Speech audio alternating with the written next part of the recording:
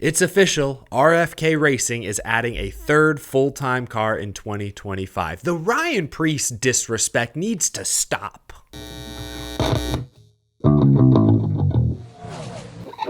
How's it going, y'all? My name is Eric. Welcome to Out of the Groove. Hope your week is off to a good start. Lots of news the past couple of days. I want to focus on two breaking stories this morning. We'll start with Row Motorsports. Love's Travel Stop posted a short video on YouTube today that was quickly taken down. In this video, it showed Todd Gilliland wearing the iconic yellow Love's fire suit, showed his name on the 34 car. Shout out to Colby Evans, grabbed this screenshot before the video was deleted. I guess the Love's Travel Stop social media admin had their time zones wrong, because then just a couple hours later, Row Motorsports made it official. Yes, Todd Gilliland will move from the 38 to the 34 car next year. Love's will be a primary sponsor, following in the footsteps of his father. I'm glad Love's is sticking around. They've been a great partner. Their paint schemes always look great. Todd Gilliland moving over to the flagship 34. That's interesting. Makes you wonder what number Noah Gragson will drive. There's been a rumor for months that he's going to drive the 4.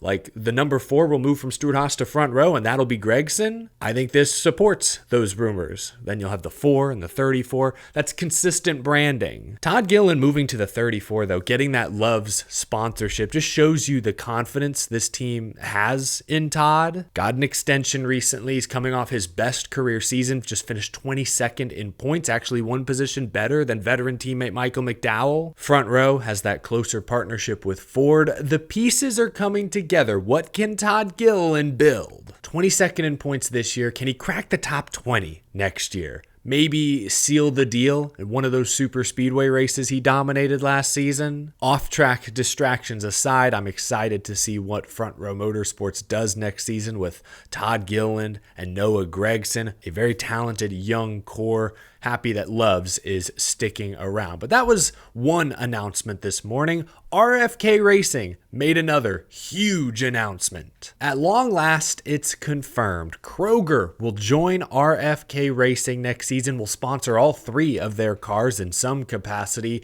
Ryan Preece is joining the team. He will drive the number 60 Ford full-time. The team did not announce any new crew chiefs today, but did confirm that they are leasing their third charter from RFK Racing, basically renting it for the season. So Preece will have guaranteed entry into every Cup Series race next season. It all adds up perfectly. RFK is a team on the rise looking to expand. Ryan Preece has a relationship with Kroger going back to their days at JTG Doherty. And he also has a history with Chris Buescher. They were teammates at JTG briefly. So it all makes sense. As a lifelong nostalgic Roush fan, it's awesome to see the team expanding after years of downsizing. See, I remember the mid-2000s when Roush was a 5-car powerhouse, 5 championship caliber teams.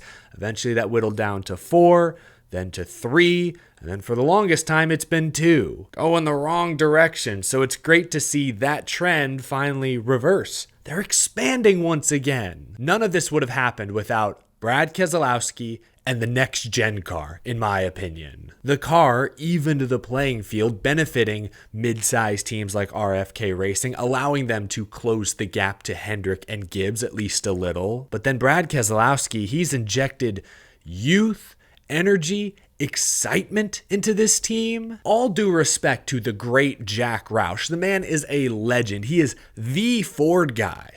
But I'm sure he could also be a bit stubborn. Then there's the Fenway Group, who have their fingers on all sorts of sports, all sorts of business. Brad Keselowski came in and brought focus. He knows the current Cup Series garage. He started his own businesses in the past. He's willing to adapt and evolve. I don't mean to give Brad all the credit. It's easy to do because his name is on the building. He's the face of the franchise. But obviously there are dozens and dozens of people more behind the scenes who have also made a difference. But Keselowski is the recognizable name, and it was instant. The moment Brad came on board, the moment the next-gen car was introduced, we saw a different version of Roush. That first year, 2022, RFK sweeps the duels. They win the Bristol Night Race. That was Roush's first non-superspeedway cup win in nearly a decade, since the Carl Edwards days. Obviously, last year, Chris Buescher won multiple races, made the round of 8. This year, Brad Keselowski broke through. Again, as a nostalgic Roush fan, it's incredible to see this team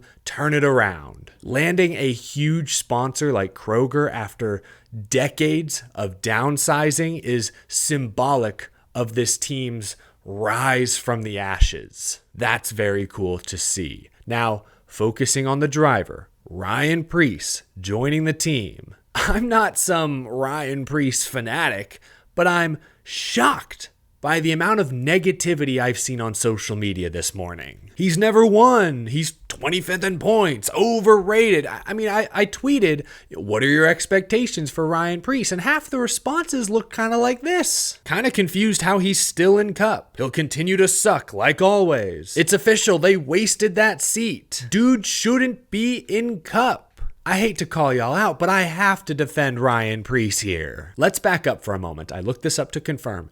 Ryan Preece has made 26 Xfinity Series starts in good equipment. 26 starts spread across like 4 different seasons. In those 26 sporadic races, he has 2 wins, 20 top 10s, and 13 top 5s. Those are fantastic numbers. Look at his Truck Series career. Again, he's never been full-time. He's only made 12 truck starts. Guess what? He has 2 wins, both at Nashville. His average finish in those 12 truck starts is 4.7. His worst career truck finish is 11th. So, in other words, when Ryan Preece has been in good equipment, he's looked like a top prospect. Ryan Preece has never been in a good Cup Series car. I've said it before, I'll say it again because clearly some people haven't heard. JTG Doherty was not very good. Stewart-Haas Racing fell off a cliff when Ryan Preece got there. Preece got there at the start of 2023. Let's look at Stewart-Haas's 2023 season. Nobody won a race. Not Preece, not Chase Briscoe, not Almirola, not even Kevin Harvick. Kevin Harvick went winless. He was a round of 16 exit. Chase Briscoe, I know there's some penalties involved, finished 30th in points that year. Preece was 23rd. That was 2023. 2024, we all know. The team announces they're shutting down. Good people start to leave.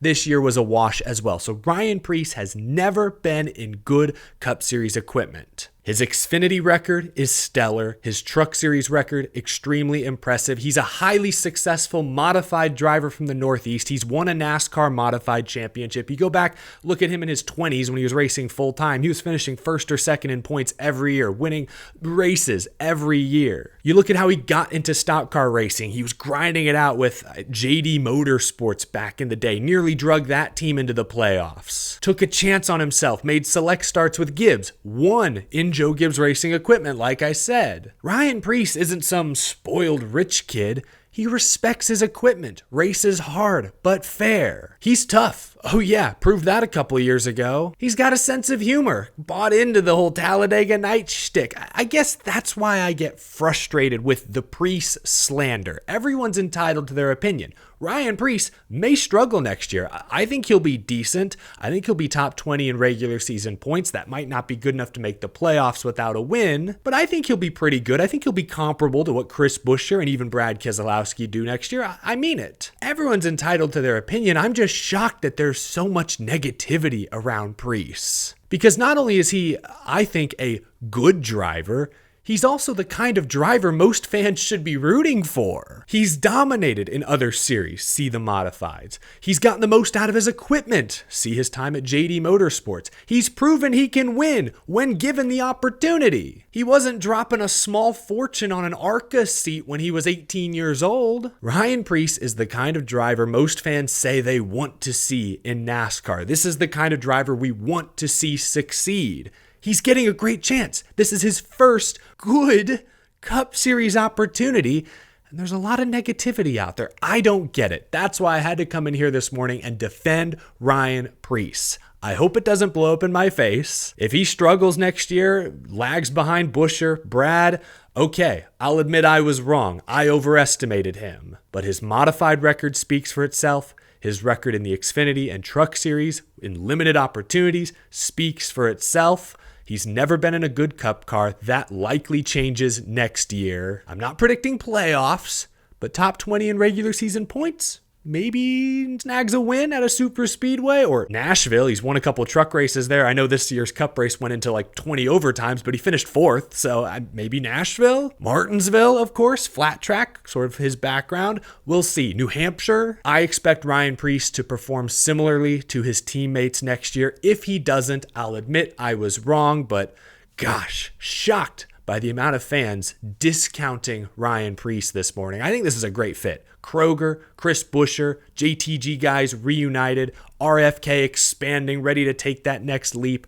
This is a great combination. I'm very excited to see Ryan Preece in the 60 car next year. I asked it on X. I'll ask it again here. What are your expectations for Ryan Preece in 2025? No crew chiefs announced today. That obviously will be important. I still think Preece will do well next season. Let me know if you agree or disagree. Leave a like while you're down there. Subscribe as well if you're new to the show. We talk NASCAR all year long, even during the off season. Big thank you to my Patreon supporters as well. I appreciate all of the birthday wishes yesterday, really do. Had a fun night, got to see my Texans beat the Cowboys here in Dallas. Good times. If you missed it yesterday, I also released my annual season grades. I graded every Cup Series driver's 2024 season, so be sure to check that video out. Let me know if you agree with your favorite driver's grade. If you disagree, maybe we can chat about it after class. I'll see you in study hall. Anyways, thanks for watching, folks. I'll see you again soon.